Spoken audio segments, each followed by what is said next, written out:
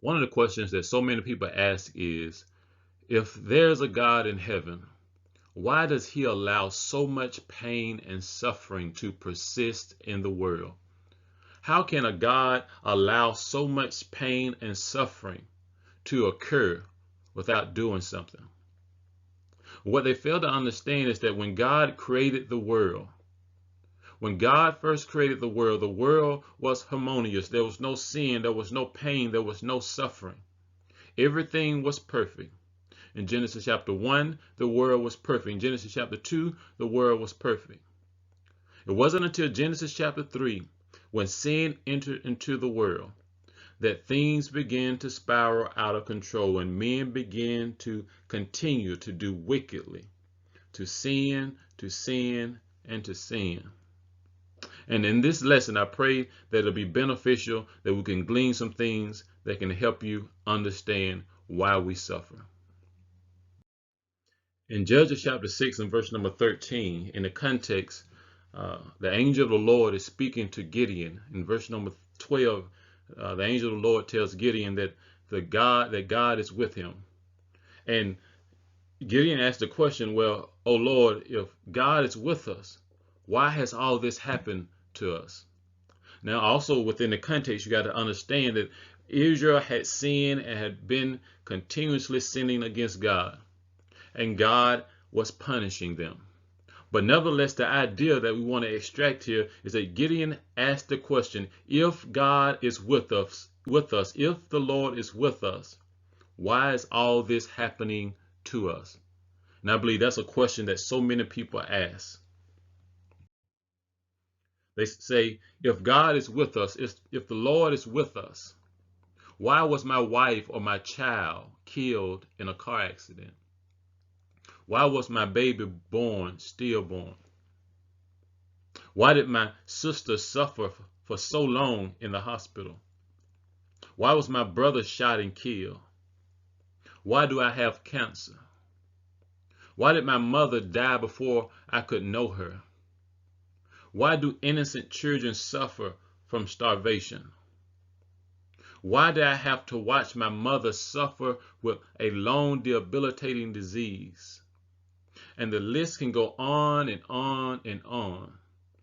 People are asking why. If you say that God is with us, if you're saying that there's a God, why does he allow this to occur? So first of all, we have to understand that God has given us free will. That is, God has given us freedom of choice. We can choose whether to do good or to do evil. We can choose to serve God or not serve God. God has given us that free choice. And because he has given us that free choice, he's also given us the choice to love. We can choose to love him or we can choose not to love him. The choice is ours. That comes with free will. And without free will, without free choice, you could not love someone, because love is not just an emotion. It's not an emotion. It's a conscious decision that we choose to love someone or not love someone. So God has given us free choice to do good or to do evil. There are three reasons why suffering occurs in the world. Number one, the wrong choices that we make. Number two, the wrong choices that others make. And number three, the wrong choices of former generations. In 1 Peter 4:15, Peter says, let none of you suffer as a murderer or as a thief or as an evildoer, as a busybody in other men's matters. If someone suffers as a murderer, they're placed in jail because they have taken someone else's life. They're sentenced to death because they've taken someone else's life. Someone is placed in jail has to pay a fine because they've taken someone else's possessions. Whose fault is it? They're suffering because of the decisions they have made.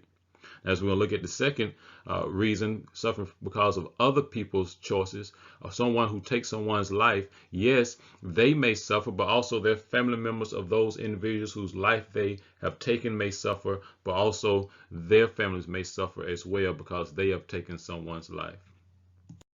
Sometimes we suffer from the choices of others. A child is born with AIDS.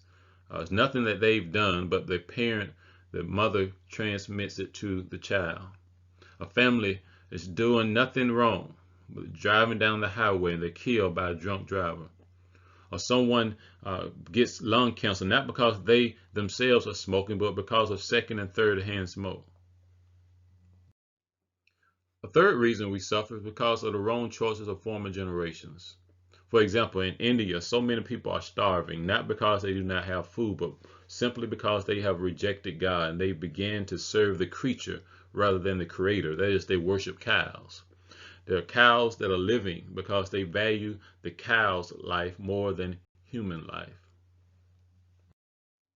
Remember in Genesis chapter 1 and 2, the world was perfect. There were no diseases, there were no viruses, everything was perfect. It's not until sin was introduced that we now have the diseases, we now have viruses, we now have cancer, we have all type of ailments, we now have suffering and pain. When God destroyed the world because the world had become so wicked by the flood, that also changed the entire landscape of the earth. Now we suffer from hurricanes and tornadoes and earthquakes. But all these are not because of something necessarily God did. God had unleashed his punishment on mankind. And because of that, the world and the whole entire landscape of the earth has changed. So the three reasons we suffer are because of the choices we make, the choices other people make, and the choices that are former generations. It all has to do with we having the ability to choose for ourselves to do right and to do wrong. The reason we suffer is because of sin.